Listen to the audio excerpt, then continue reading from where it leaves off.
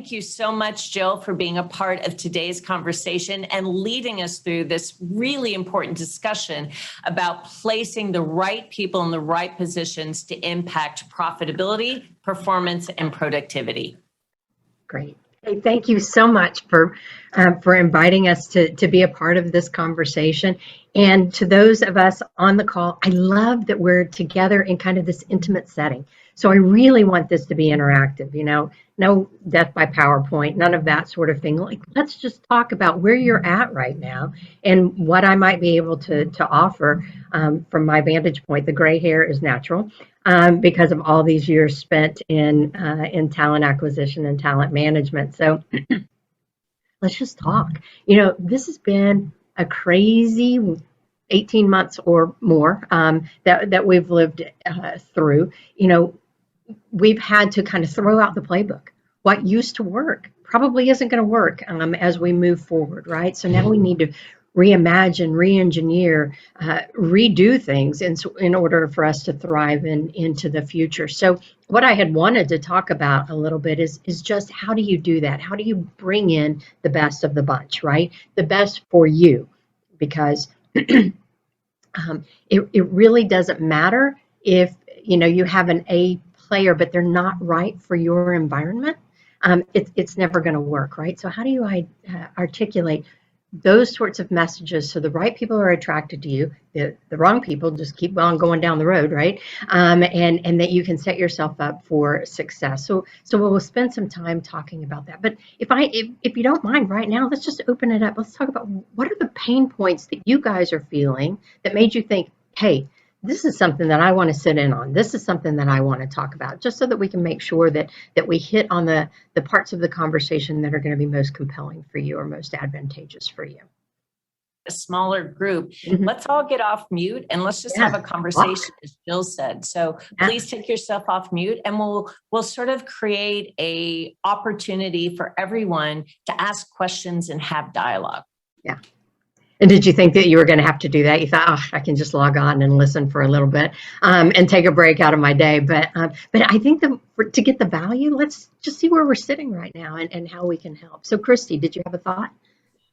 So we're a very small team, and our pain point hasn't been as much as hiring. We did do 2 hires during the pandemic, which was interesting onboarding situation. And the pain point I feel that we're seeing, and my boss and I have talked about this, is the team atmosphere isn't there as much. We have the weekly Zoom meetings, and we try to work as a team virtually.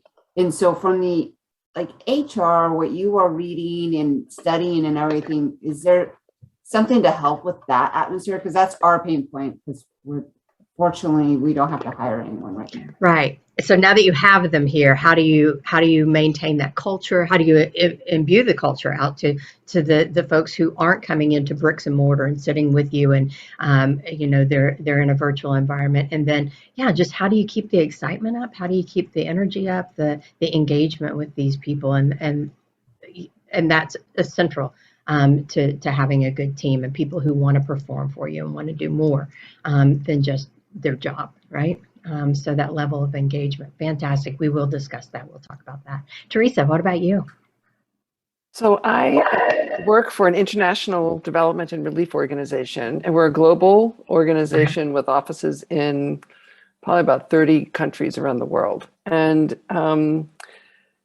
we have 2 main offices in the United States, one in Washington and one in Baltimore, and then a number of us are deployed. I'm full-time deployed, which is kind of strange. When the pandemic started and everybody went home, it was like, oh my God, how are we going to deal with this? I'm like, yeah, it's not that bad. But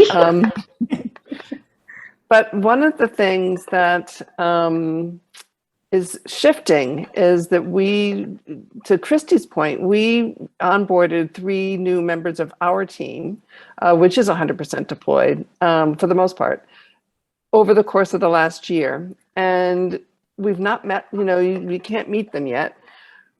Our organization had a difficulty with a fiscal cliff with funding from institutional sources concluding. as of September 30th. So we just had layoffs of about 5% of our global team. And so now we're not hiring anybody. The morale is kind of miserable. Some of the people who left, I mean, they system in place to do significant evaluation of how we're doing around the world with the programs that we're funding and with the programs that we're implementing. And they eliminated that whole team. So, you have an organization that says, evaluation and metrics and the work that we're doing is really important. And then 6 months later, they're gone. And some had been with the organization, they were vice presidents and really significant levels within the organization. And now they're looking ahead to fiscal year 2022, which our fiscal year starts October 1. And they're looking at a really good opportunity for significant fundraising. I'm on the individual fundraising team, and we're up 25% year over year, which is awesome. Hopefully the stock market continues to go the way it's been going, because otherwise it's not going to happen next year. And, we're planning on that. So the stress level is really high. And I think that the fact that people aren't together as much, it's harder to do connections. We've tried to do some relaxing happy hour, fun type of things, but it's not worked. At least no, at some point they become forced fun. We're going to be happy at 5 o'clock. Get a drink and let's get happy. Right, but exactly. The problem is, you can't involve everybody, because if you've got people in Africa, I mean, they're 8 hours ahead. People in California, I mean, still be drinking at 4 o'clock in the morning, and it's not working. Right. Fantastic. So yeah, I can hear your pain. So we'll talk about that a little bit more. So we're moving into not only how do we get them here and how do they change the DNA when they arrive of our organization, but then what are we going to do to keep them satisfied and keep them engaged? That's great. Allison, Nita, do you have anything you want to add?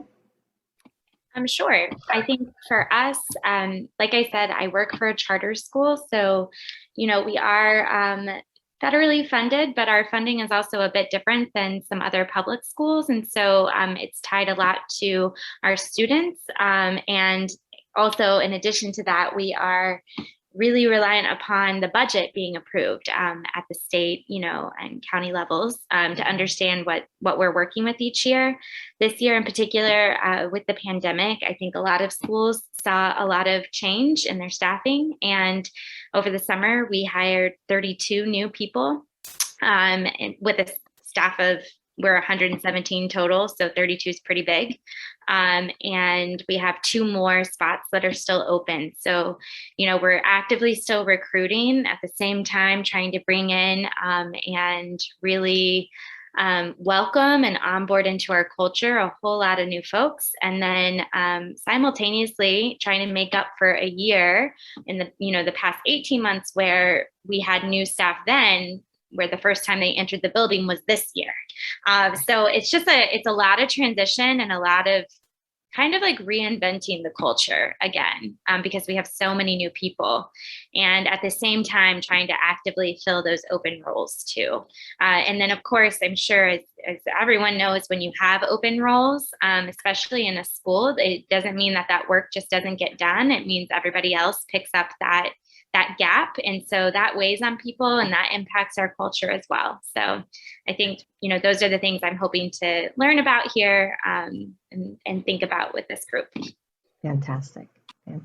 Well, so it sounds to me like we're going to shift gears just a little bit, but I want to underscore an idea, because a couple of you have said, well, we're not hiring right now. We're a small organization. One thing that I could advise is now is probably the time to relook or and if you need to do any re-engineering, now's the time to probably do it. The last thing that you want to do is work on your recruiting infrastructure when you're trying to hire, right? Because you're so busy hiring, it's hard to work on it when you're in it, right? And so I might suggest to you that if in that last hiring, when you onboarded the couple of people during the pandemic and that sort of thing, if you saw any glaring issues or any areas that you thought were weak, now is the time to invest in how can I shore these things up? Because your infrastructure is important, right? That's the way that you can kind of put this into, not auto drive, but it certainly helps you in that moment when you have to hire. You already have your decisions made. You already have the process, the program, the plan in order. So you just kind of flip a switch, right? And you put it into action. So now is the time to really be reevaluating those things. Looking at your philosophy. What do you think about people? Now that you've had a chance to watch people come, watch people go, watch people come back again, what is the opinion of people to your organization? Do you see them as the difference maker for your organization, or are they replaceable cogs in a wheel? Because we have people on either ends of the spectrum, right? As organizations, people think very, very differently about the value of their talent to the organization. You know, I've been in talent acquisition all my career, and so I tend to put a lot of value in the people, because in my mind, the difference between my school and Allison's school are the people that I have working in the school, right?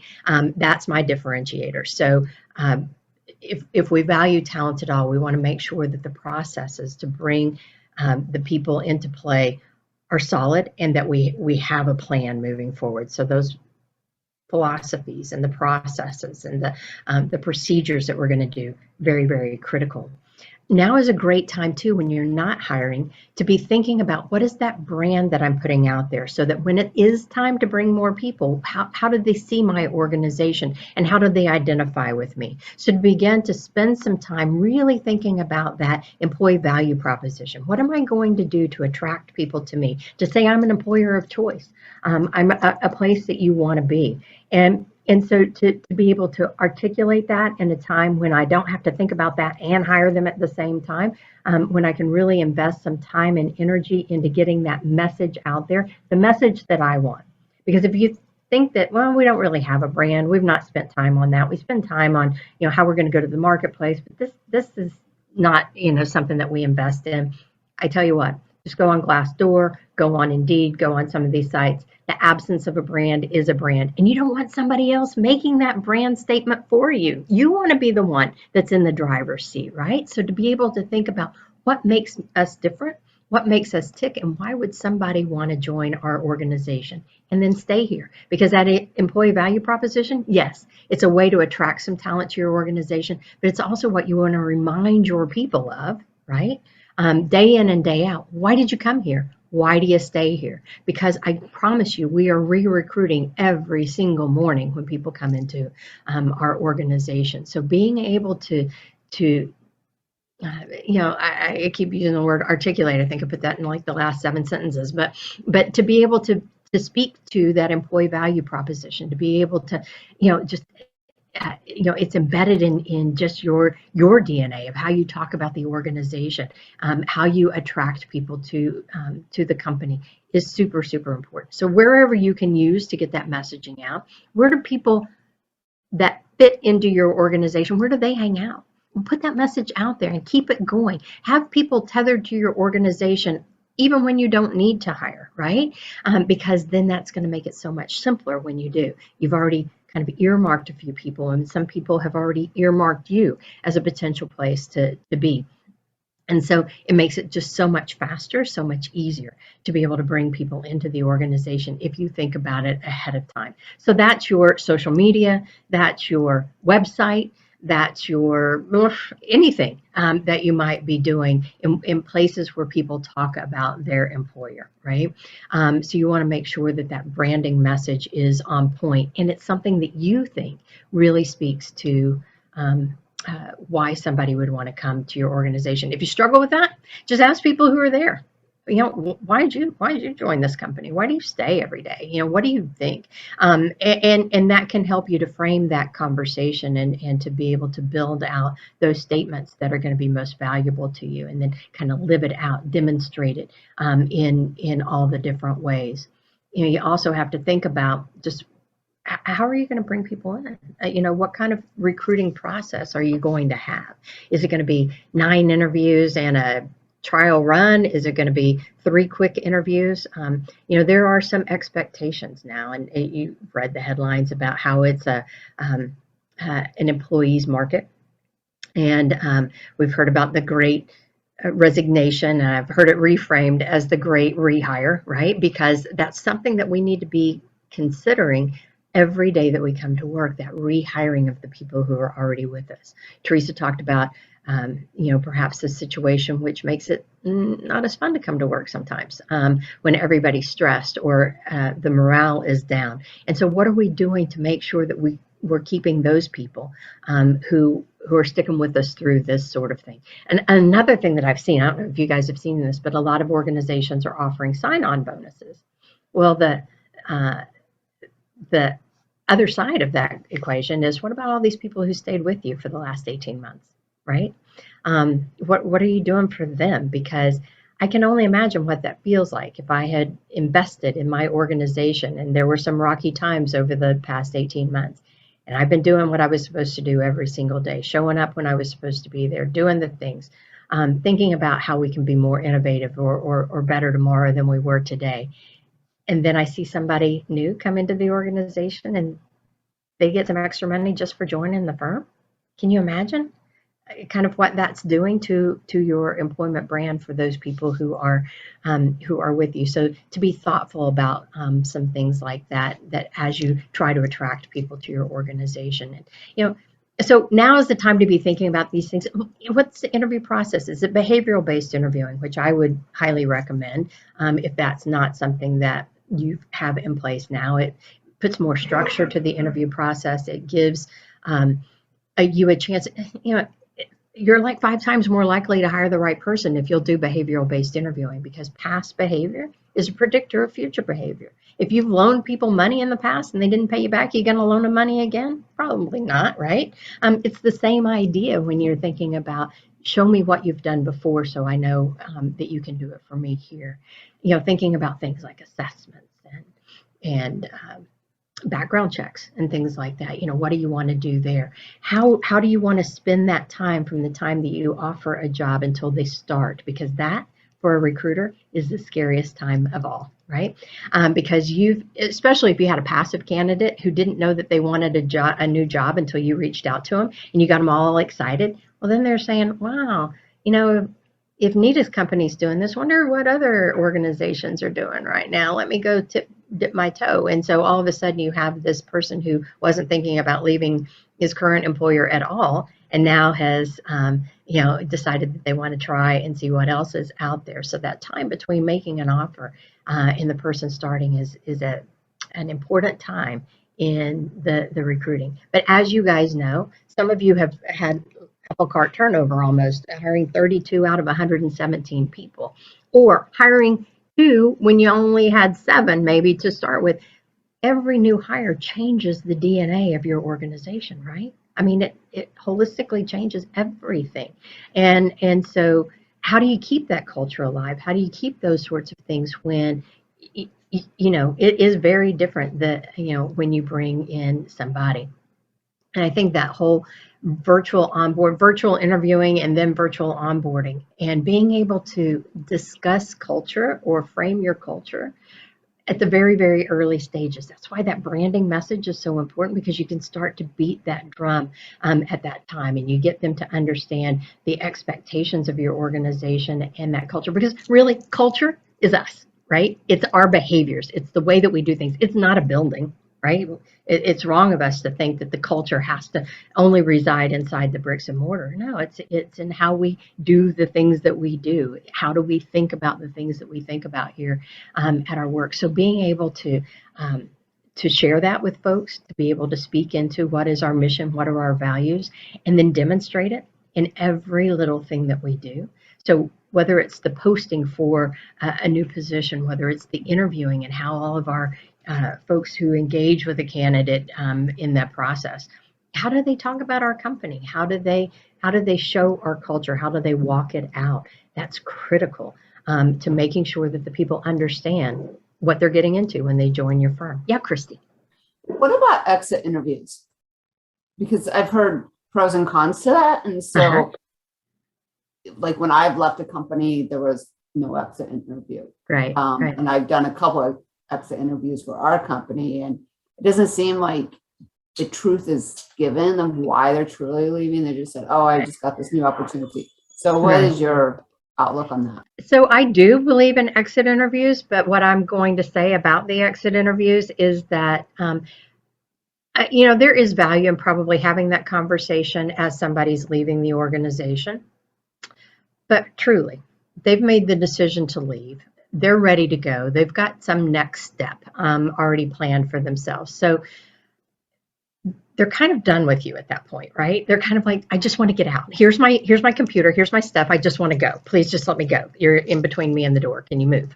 And so you're probably not going to hear all that they were thinking, all that went into that decision to why did I decide to make this this move now at this particular time. So it's going to be difficult for you to get to the meat of the matter. They're going to give you some what I call cultural noise, kinds of things that they think you want to hear, right? Like I'll just say this, I'll just say that, but please just move so I can get out. What I find really, really helpful is after they've gone on to the next place, right? To have some sort of, maintain some connection with these people, because even though they told you no right now, that's all it is. It's no for right now. There may be occasion for somebody to come back to you. We're seeing boomerang employees all over the place, right? So you want to leave those doors open, unless it's something that's just, terribly egregious. You want to leave those doors open so that somebody can come in or come back when the time is right for both of you. So in doing that, if you can create ways to continue to tether that person back to your organization, and you wait a few weeks, a few months, let them get ensconced in their other job. Number one, they may find that the grass wasn't greener on the other side like they thought it might be. But number two, they're less invested in the organization once they've moved down the path a little way. And so you may be able to have a much more frank conversation. You may be able to elicit some of the stories that you needed to hear before, but it was just hard for them in that moment. And so if you can create opportunity to engage with them later on, I think you'll probably get a better picture of what it was, that was the final straw, or what was the enticement. It's unfortunate, but a lot of people are moving right now because of compensation. And it's wrong for us to think that, even though we may be a nonprofit and we do have that passion and that sort of thing for what we do, at the end of the day, people get up and get out of bed because they need to make money, right? I mean, that's part and parcel of it. So money, they may tell us that they left for more money, and that was probably true, but there was something else that made them answer that phone call from that recruiter. There was something else that made them apply to that job. So that's what you're trying to figure out. You don't want to just take it at surface value that, yeah, they left for money. Yeah, they did leave for more money, but there's probably some other reason why they decided to make that final change, right? And a lot of times it has everything to do with the relationship with the managers, right? We hear that all the time. There's a reason that that's a saying, that people don't quit companies, they quit people, right? And that wouldn't stick if there wasn't some truth to it.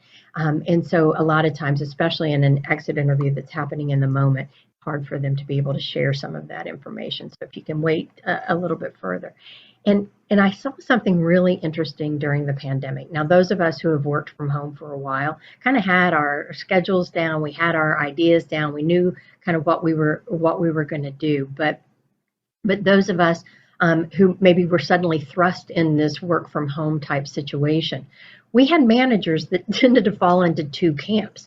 You either had the person who became a micromanager because I can't see them, so I need to make sure that they're working. So I'm checking in with them like every 17 minutes or something like that. Or we had people who were completely missing in action, where I can't find my manager. I don't know where my manager is. They're not responding to my chats. They're not, I can't get an answer right now, and I can't move forward without it. So we saw kind of the missing manager, or the, too much in it manager. And it's like, is there a happy medium in here somewhere?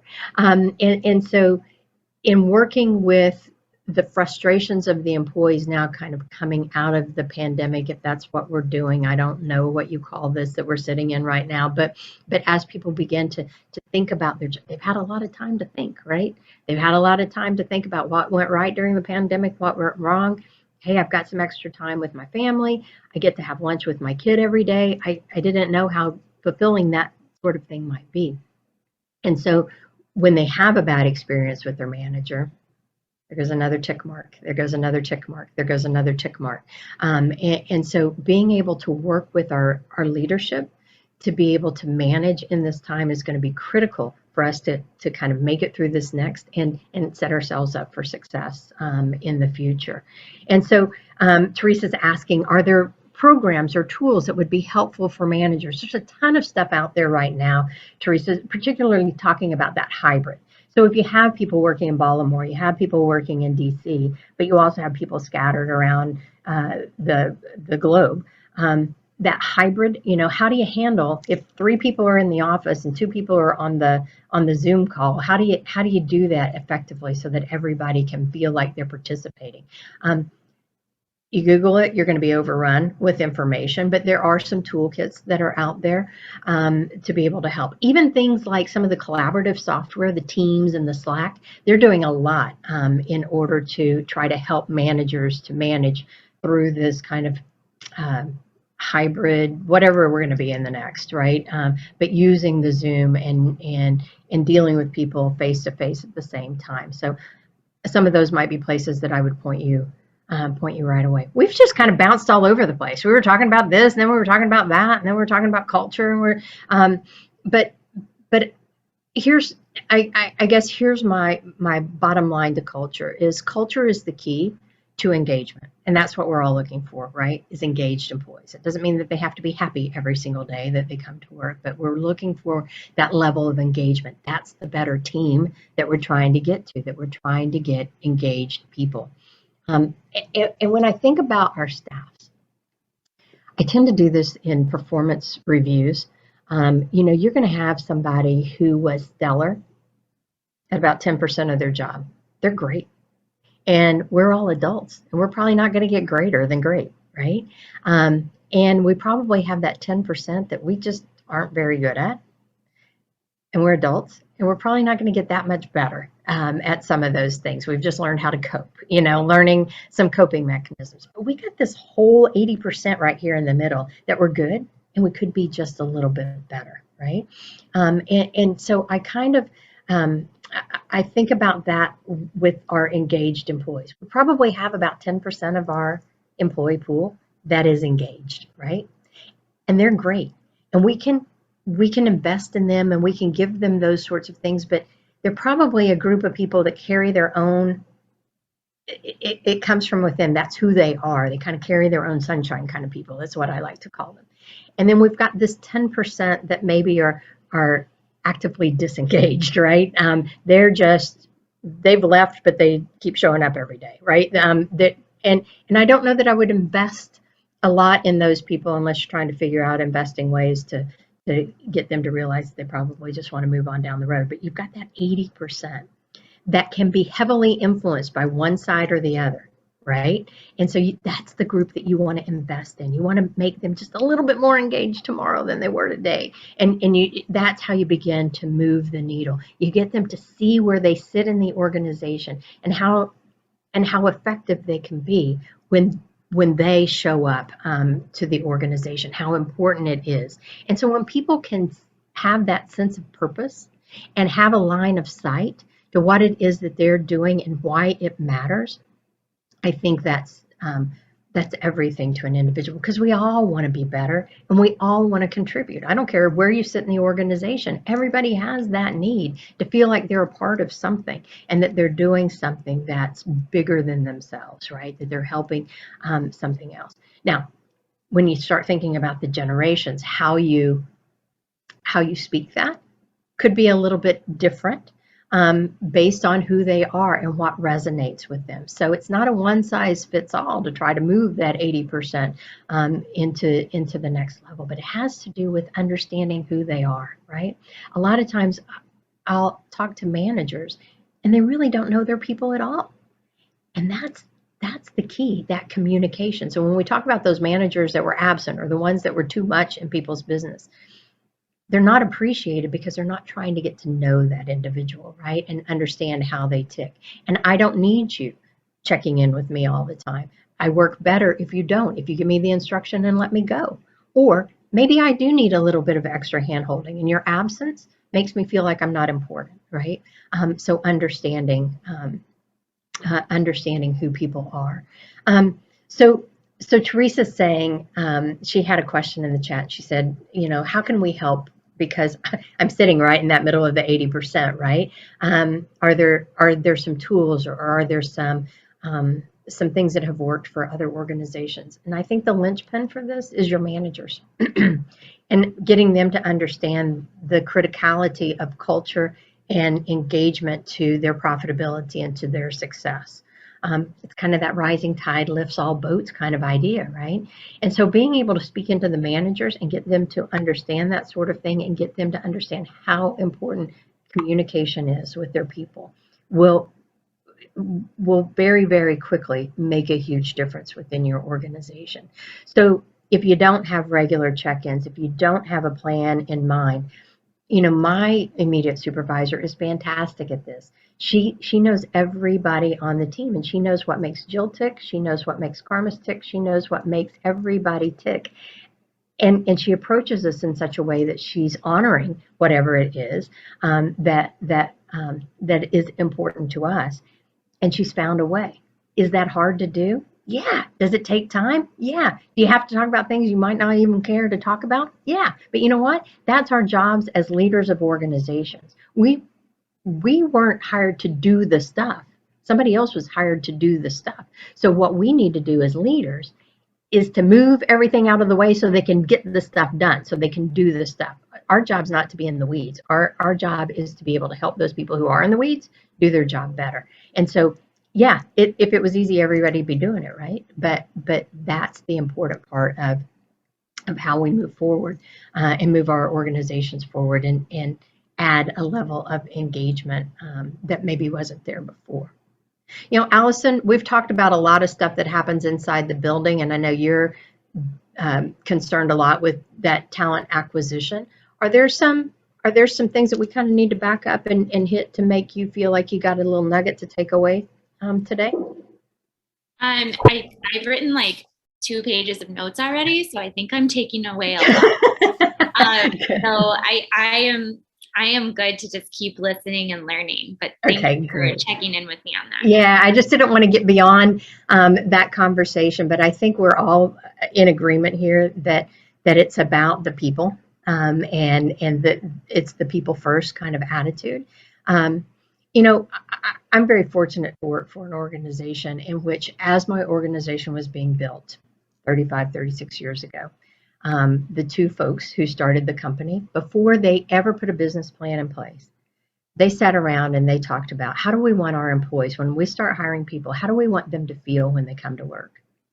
And they outlined the kind of culture that they wanted to create and the kinds of things that were going to be important to them so that they could kind of speak it into existence, I guess, is one thing, but the other is so that they would know how to communicate with people and find those kind of people in which these things were equally as important. For our organization, it's that we understand that when businesses are healthy, when small businesses are healthy in particular, the entire community prospers. We've got examples all across the country of communities where business has left, and it's left just a shell of the community. And we see places where businesses are thriving and the entire community is thriving. And so that was at the center of everything that they thought about as they started to build the organization. And over the last 36 years, we've not diverted from that calling. And everybody who comes on board with us has a passion for that sort of thing and gets that messaging and thinks that that's important. So if you can begin to think about what it is that you want people to feel when they log on in the morning. They're not coming into a place anymore, but how do they feel when they log on? When they interact with the rest of their team? When they're having to work solo and provide some work product for you that was all on their own? How do you get them to give that little extra, that lanyard, the little extra? for your organization. And so sometimes you got to step out and think about these things and work on your organization, not in your organization, right? You've got to take that time to invest. I'm sure, Teresa, that's something that you share with your clients about how to get better, right? And sometimes you've got to work on it and not in it. And it's so hard when we're smaller organizations, when we're feeling like we're a hamster on the wheel and we have so many things pulling us in so many different directions. But for the health and the well-being of your organization, for the opportunity for it to grow and scale and be more profitable, it's critical that we pay attention to that sort of thing. Man, I've been all over the board. I hope that you guys have begun to feel a little bit of value in spending some time with us today. And hopefully those people who might hear the recording have gotten a nugget. It came out in all sorts of different directions. And maybe that's a problem when I don't have my PowerPoint slides, because they kind of keep me on track. But as we start to wind down here, what's some other things that you think is going to be important for you to understand about about building a team? Yeah, Anita. Oh, but no, sorry. go ahead, Anita. No, take me. Okay. Yeah, I was just going to say, because I'm more here for, to understand some of the challenges, like the business owners that have been happening. And so, because I talk about teams as well. And so I just kind of wanted to add a bit more on what you say, Jill, if that's okay.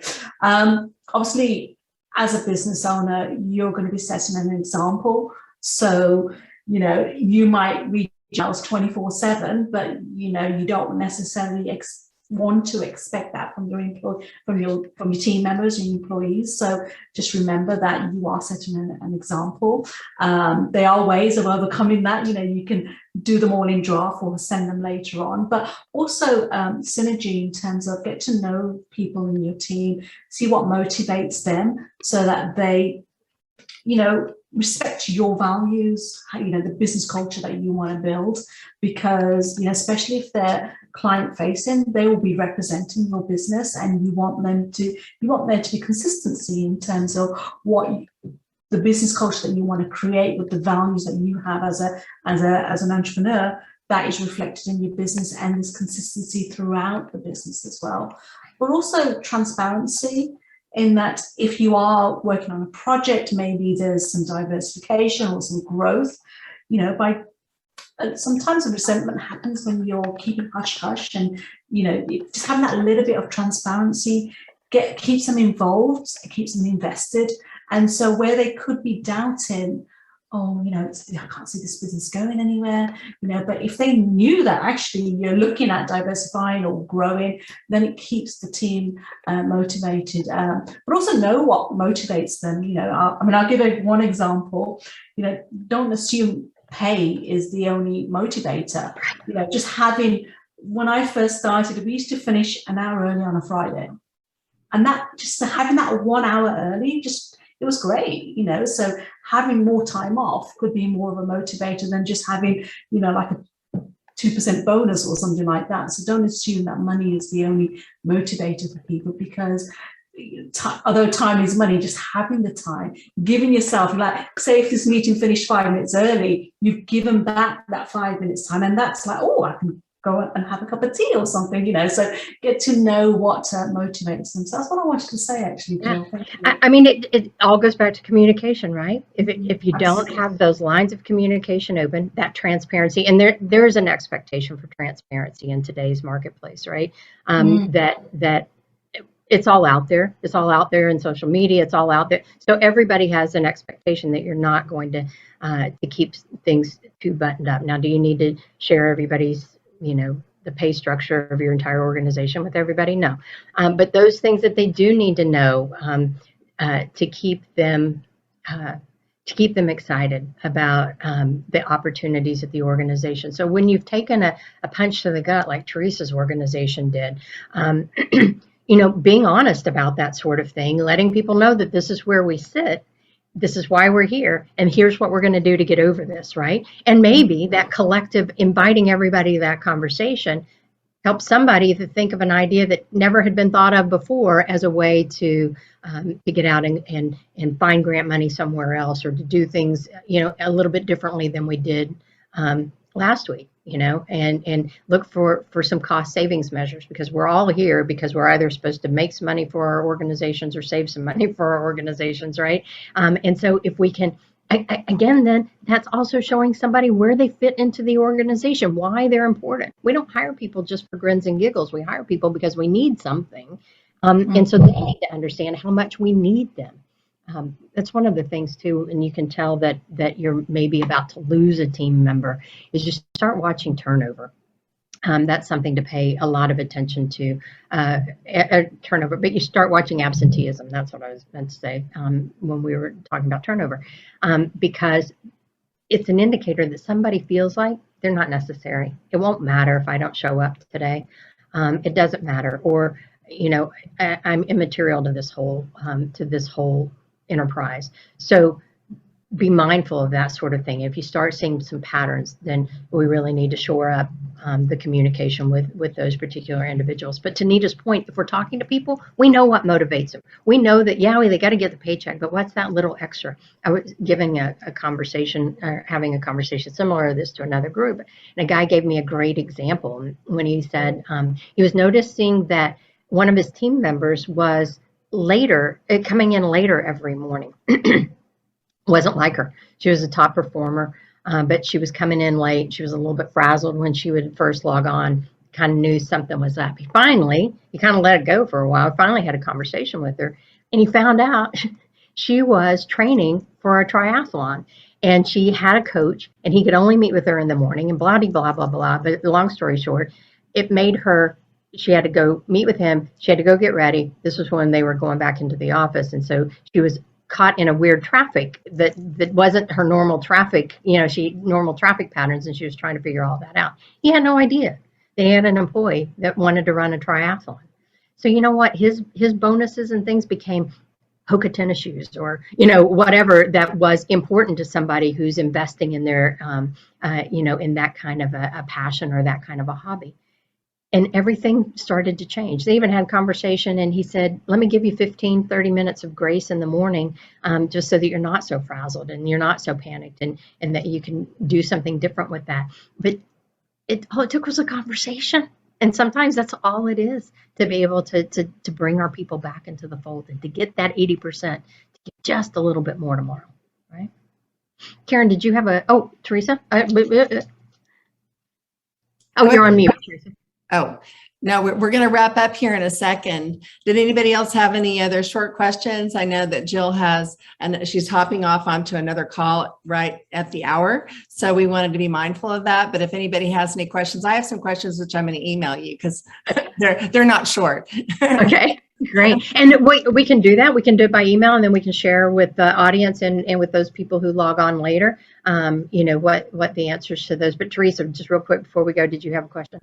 So I was just going to say that I've been in business for 40 plus years. And, when I started, we had to treat every single employee exactly the same. We couldn't do anything different for anybody. Whereas what you're just saying now is that, and I think it's true, and I think it's beneficial, is that we treat people as individuals, as the people who they are, and meeting them where they are and what they need. So that probably is something that's helping a lot more than treating everybody equally, because we all know the equal is not equal. Exactly. And we all have come through this pandemic time differently. It affected each one of us in such a different way. And so to try to apply some sort of one size fits all just is not going to work in what's coming next, right? And we're still in that place. Do we go hybrid? Do we bring people in? Do we wear masks? Do we not wear masks? What do we do? Do we get a shot? What, and everybody has a different, and it evokes different kinds of responses out of everyone. So we've got to be mindful that we're hiring a person, and we're hiring a whole person. We're not expecting them to leave it at the door, right? Because they can't. You can't. You can try, but it's not going to succeed. So anyway, yeah. So we'll wrap. Oh, go ahead. Just very quickly, just going back to what you said, Teresa. When I first went back to work with my first child, I went back 4 days a week. and suddenly they stopped they reduced my sales commission. And I was like, I still put in 100%, as if I'm squashing 5 days into 4. And I fought for it. And I actually surprisingly got full bonus like everybody else. And even though I was working 4 days a week, I wasn't putting in 80% work. I was putting more like 120%. So so there isn't a balance between treating people individually, but also equally at the same time in terms of the value they bring to the employer. Sorry, thank you very much. Oh yeah, Nita. Good for you. That one, I was like, it's 100% of the sale. The sale is the same. Right? I don't care if it came in on Tuesday or Thursday. It doesn't matter, right? Yeah. Exactly. So we're going to go ahead and wrap up. And I just wanted to offer a huge thank you to Jill Sulman Chapman. As she was introduced, she's a senior performance consultant with Insperity Traditional Employment Solutions. And we're so grateful for you, Jill, for sharing all your expertise and for guiding us through such a relevant and impactful conversation. I think by the level of participation, we all really enjoyed it and learned things and have more questions. So we'll definitely be emailing you. I see there's another message. Let's see. Oh, that was a thank you, but yeah. So honestly, let's connect on LinkedIn. Let's keep the conversation going. And as you have things that come up with your teams, yeah, reach out. Let's chat about it. I love to talk about this topic.